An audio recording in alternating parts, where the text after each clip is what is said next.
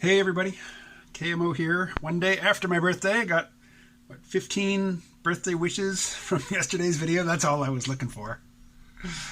But let me read a couple of them that go beyond the topic of the birthday. Frank writes, "Happy birthday, KMO. There is a cosmic irony in the annihilation of oil prices on your birthday.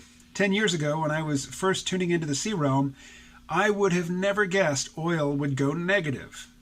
What's he talking about? Let's read another one. Pleopod writes, "Happy birthday. I'm also 52 this year, so I know how you feel. Interesting that oil prices went negative so close to your birthday.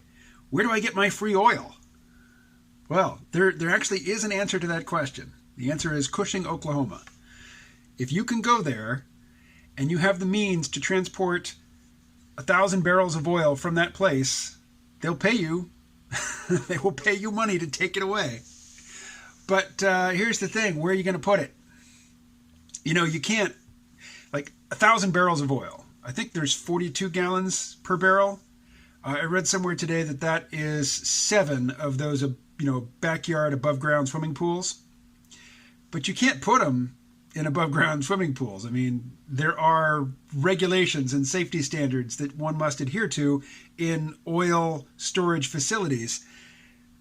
Nobody who's not already in the business of, buying, transporting, storing oil has any place to put oil. But oil isn't negative right now. What's negative is the futures contracts. Traders purchased the right to get oil at a fixed price sometime in the future, a certain quantity of oil. The absolute last thing any of those futures traders want is actual oil. What they want to do is lock in the price for a certain quantity of oil in the future, and then as the date for that contract comes due, they don't want the oil. They then want to sell that contract to somebody who actually uses oil, like an airline or shipping company or somebody who really does need actual fuel. The traders don't want the fuel. So, if you've got the capacity to store 42,000 gallons of oil and you have the means to go to Cushing, Oklahoma and transport that stuff away, not only can you get free oil, you can get paid to haul it away. But really, nobody. I mean, suppose you could get it in smaller quantities. What would you do with a bathtub full of crude oil? Do you have the means to refine it into some useful product? It's toxic. I mean, you don't want to put it in an actual bathtub. If you put it in an actual bathtub, that's no longer a bathtub. Nobody will ever bathe in that tub again. So, of course, Peter Zion weighed in on this today. I got his email. I'll post a link to the archived version of it in the description of this video below. Zion's story about it is this.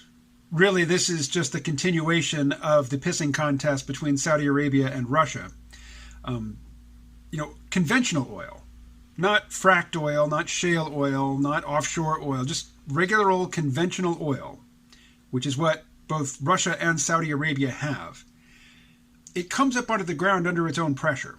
If you find that reservoir down there that's under pressure and you puncture the ground and there is a channel going from that pressurized reservoir underground up to the surface, the oil will flow up to the surface under its own pressure. You don't need to do anything to make it come up to the surface.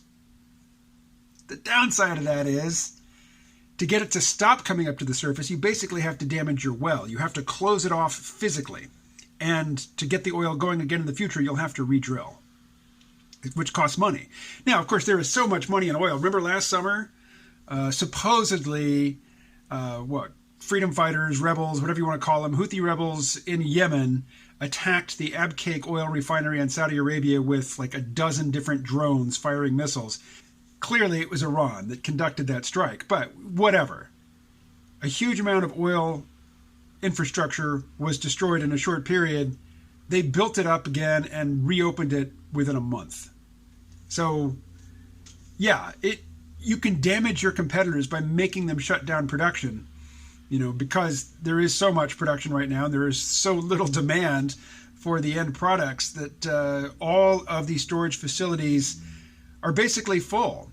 As I understand it, maybe the U.S. government's strategic oil reserve has got some space in it. It can be topped off. But once that's topped off, once all the tankers are full and just sitting at anchor or outside their eventual destination, probably like for the U.S., it's going to be in the Gulf of Mexico, near the Gulf Coast oil refineries, and near the beginnings of the pipelines that will take it either oil or refined product elsewhere in the country. Once all of that is full up, the oil producers will have to stop producing oil. And for some, and in his email, Peter Zeihan specifies Iran and Venezuela as two countries who, if they shut down their production, it's going to be very, very difficult for them to start it back up again, largely because they don't have the expertise on hand to do it. They're going to have to import the experts to get it done. And Venezuela in particular, a lot of their oil is offshore oil. A lot of it is not only offshore, but very deep.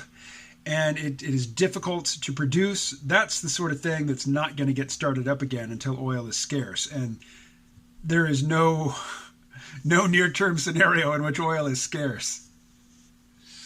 Which is, it is a weird thing to people who have been following me for years. I used to be really caught up in the whole peak oil narrative. And 10 years ago, the idea that oil contracts would be selling for, would be worth negative money, that there would be so much surplus oil all over the place that we didn't have any, there was no possibility of using it all, and that producers who would like to continue producing will simply have to stop. Will have to, curtail their production because there's no place to put all the oil. That would have sounded absolutely not only impossible, but absurd. And yet that's where we are. But who does this hurt? It hurts Iran. It hurts Venezuela. It hurts Canada. Really, Canada doesn't have much choice, particularly, Alberta. They don't have much choice about who they sell their crude oil to, or, whatever you call the stuff they get out of the tar sands. It's got to come to the U.S., but the U.S. is swimming, in crude oil and in refined products. And nobody's driving. Nobody's flying. Everything is frozen, but you can't just freeze oil production. You can't just hit pause on oil production. It is an ongoing thing, and to stop it is to damage the system. And Saudi Arabia and Russia, mostly Saudi Arabia, it is in their interest to damage other countries' oil production. And so that's, that is the effect of flooding the market with oil right now when there is no demand. But can you get free oil? In theory, yes. In reality, no. You have no place to put it. You have no practical means of transporting it. And there's no demand for it. That's 1,000 barrels of West Texas, intermediate is the ultimate white elephant right now. What would you do with it? You would have to pay somebody to store it for you. And nobody's buying. Okay. There's a cut there. I gushed about TV shows for a long time, particularly Better Call Saul, my favorite show on TV right now. I'm going to cut all that out. Just for thematic consistency. This one's about oil. All right. If you want to hear me talk about TV, ask me a specific question. Talk to you later.